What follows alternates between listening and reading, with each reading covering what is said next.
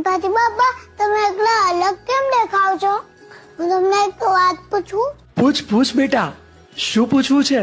ગણેશજી, તમારા કાન કેમ મોટા છે? બેટા, મોટા કાન એટલે બધાની વાત ધ્યાનથી સાંભળવી. દુનિયામાં જે સારું છે એને સાંભળો અને ખરાબ વાતોને છોડી દો. ગણેશજી, મેં આંખો કેમ આટલી નાની છે? બેટા, નાની આંખો એટલે એકાગ્રતા. જે કામ કરીએ તે સંપૂર્ણ ધ્યાન સાથે કરીએ, બાકી બધું ભૂલી જવું. તમારી સૂંઢ આટલી કેમ મોટી છે? લાંબી સૂંઢ એટલે ફ્લેક્સિબિલિટી. જીવનમાં પરિસ્થિતિ પ્રમાણે બદલાવ લાવો.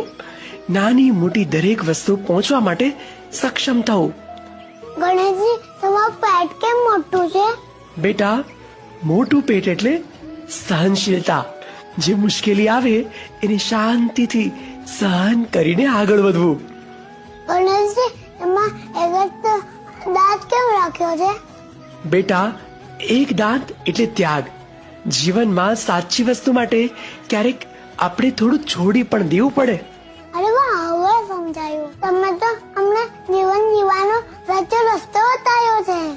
હા બેટા, જ્ઞાન એટલે શક્તિ. એના પરથી જ તને સુખ, શાંતિ અને પ્રેમ મળશે અને આખું વિશ્વ તને તારા કામ માટે ઓળખશે. Thank you.